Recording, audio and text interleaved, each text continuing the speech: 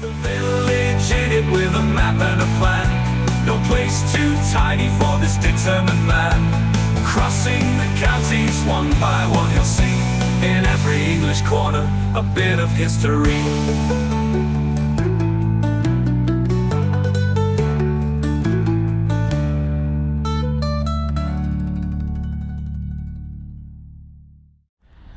Welcome people to Warwickshire once again, but we're in a brand new district this week. This is Stratford on Avon, the place that's famed for Shakespeare amongst other things. But there's plenty of other things this place is famed for as well, and one of them is this. The River Avon, which we have seen before, and it flows through this part of Warwickshire, and we'll see it several times. It's kind of good, isn't it, that the first episode begins right here on the banks of it. Yeah. Indeed. There's a nice bridge there which we've just walked over. It's great in this early morning sunshine. We'll see exactly where that is and why it's so important as we journey around Hampton Lucy.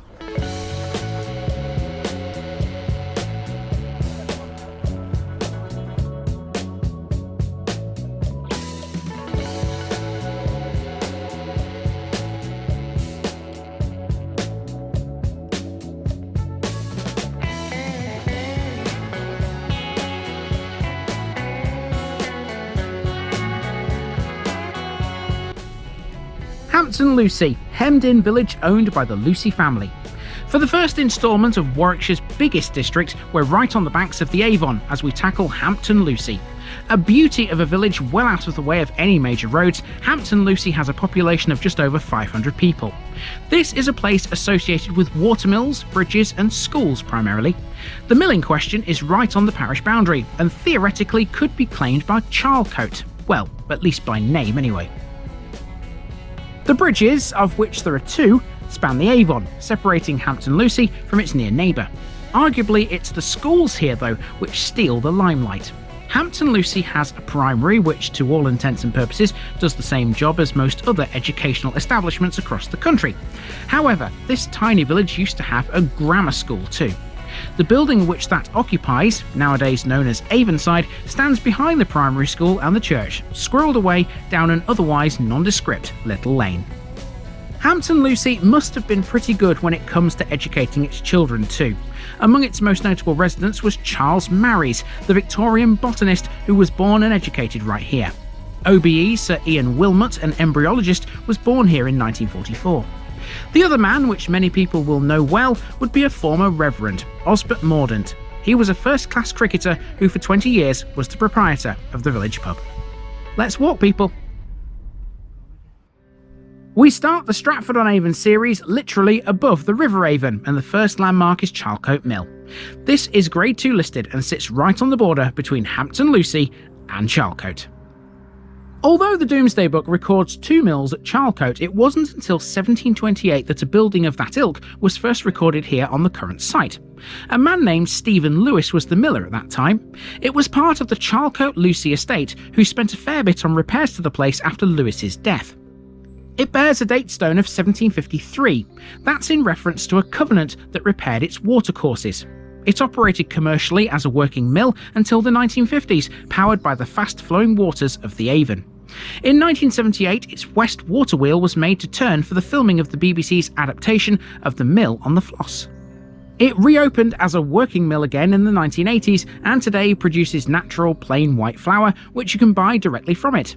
It's open for public tours too on designated days, usually Sundays. Now of course, the mill needs power, and the Avon is the perfect source for that. Here in Hampton Lucy, the river splits into 2 pieces with a central island between them. Spanning both arms are bridges, and it's the one that links the island to the main village that's the more interesting. We're on Hampton Lucy Bridge, which is made of cast iron. It was built in 1829 by the Horsley Iron Works and installed by Thomas Townsend. The bridge was paid for by the Reverend John Lucy, a member of the Lucy family who lent their name in part to the village we're in. In 1991, the bridge was closed to install steel tie bars to strengthen it. The piers were also reinforced with concrete too, at some point in the 20th century. Hampton Lucy Bridge is important to residents of the area, with many citing its significance in a residents' survey. It has 4 cast iron ribs, 5 flood relief passages and a single lane deck with a raised footpath. You'd think it was pretty strong being made of iron, but even after all the strengthening work, it still retains a 7.5 ton weight limit.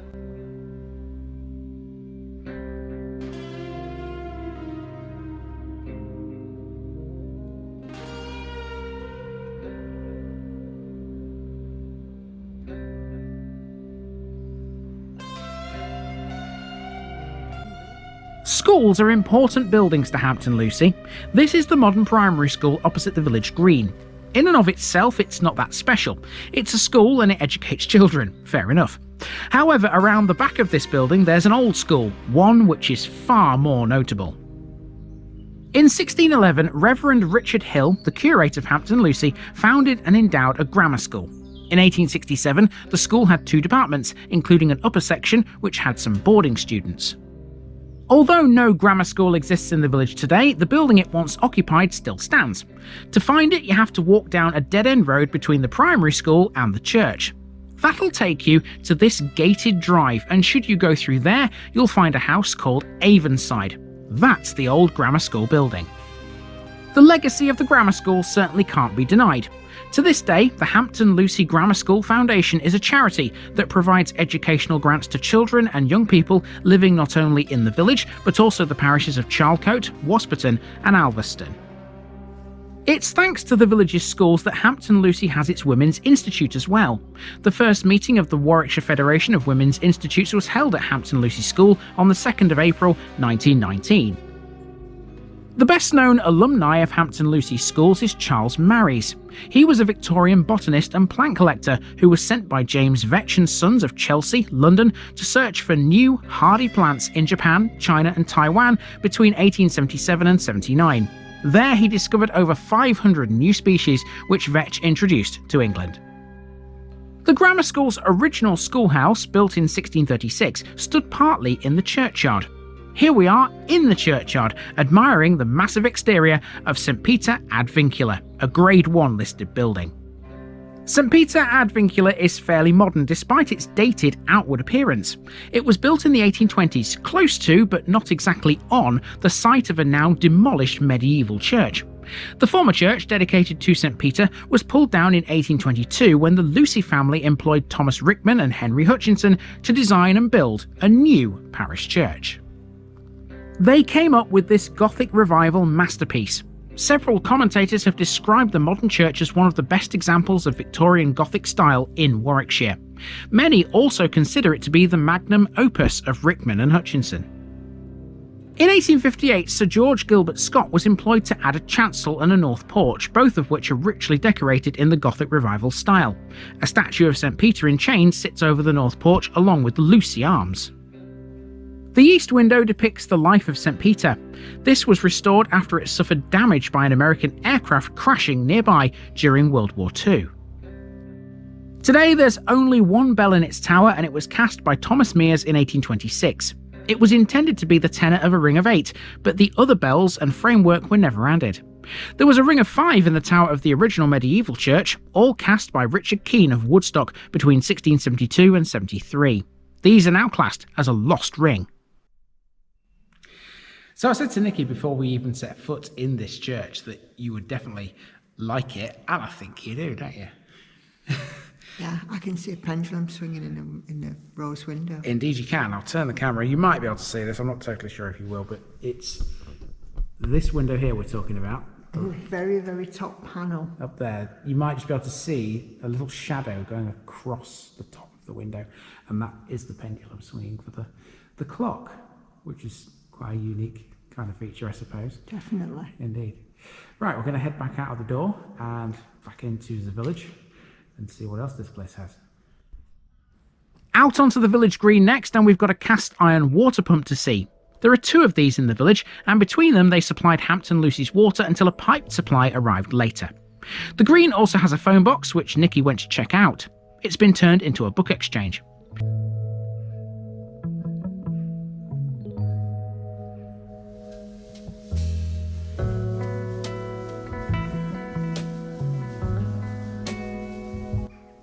Up next, it's the Boar's Head.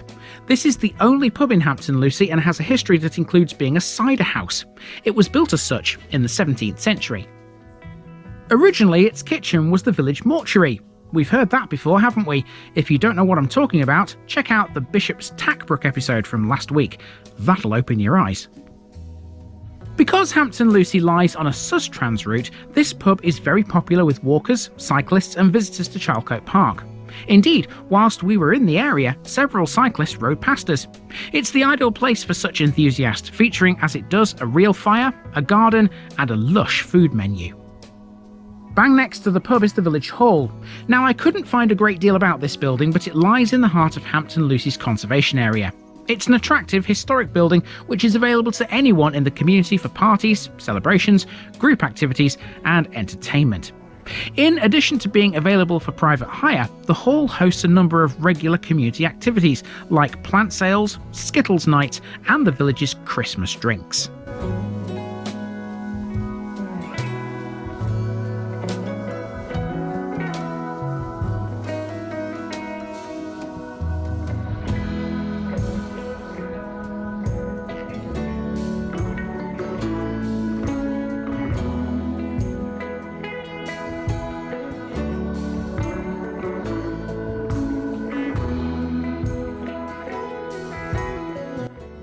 After walking northwestwards from the green, we find ourselves at the village's playing field and recreation ground.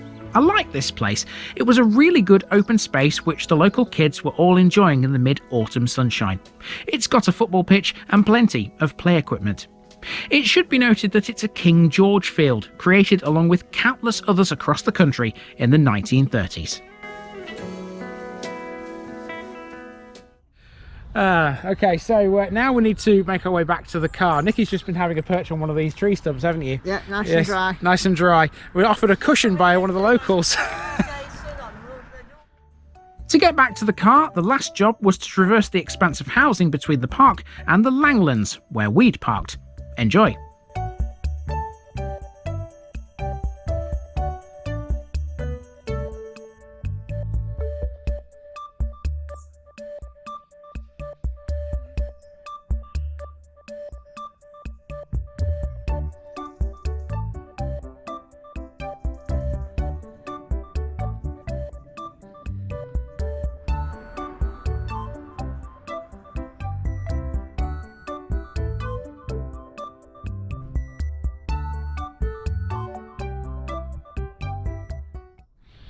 Okay, we've made it back to the start, but this is not the end of Hampton Lucy, because the boundaries cover some other bits and bobs as well, out towards Stratford. So now we're going to hop in the car and cover them. One of them is called Hatton Rock, the other one is Ryon Hill House. Let's go. To finish this one off, we need to get ourselves to the main road between Warwick and Stratford upon Avon, which crosses the parish to the west. To do that, we have to pass through Hatton Rock. Hatton Rock is a hamlet and the road through it is known as Hatton Way. It's an ancient route which shows up in records at least as old as the 17th century. The road crosses several hills. These have such names as Packsaddle Hill and Ryon Hill, and branching off both this and the main road we're heading towards are lots of byroads. One, which crosses Windmill Hill almost due south and close to Hatton Rock Farm, runs to the River Avon where Alveston Ford can be found. There's also a hollow out here known locally as Sal's Grave. The name comes from a local folklore tradition that suggests a witch is buried somewhere in these hills. That's an ideal tale for October, isn't it?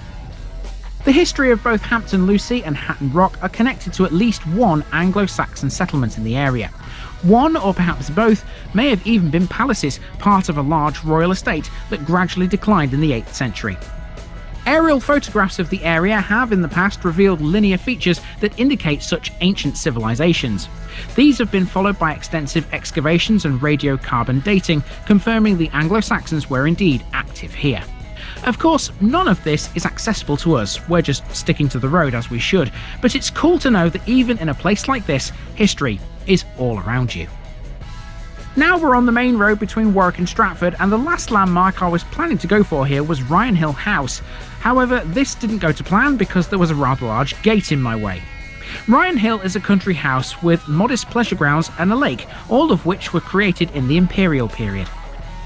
Built on part of the house's grounds, there's now a business park, and the plan was to drive through it up to the house itself. Built over a period spanning 10 years, the park was originally designed for specific occupiers, with each building having bespoke features depending on what business occupied it. The individual buildings range in size from 16,000 to 60,000 square feet. We can't see them though, but no matter. Let's move on to the next one, and I'll see you tomorrow.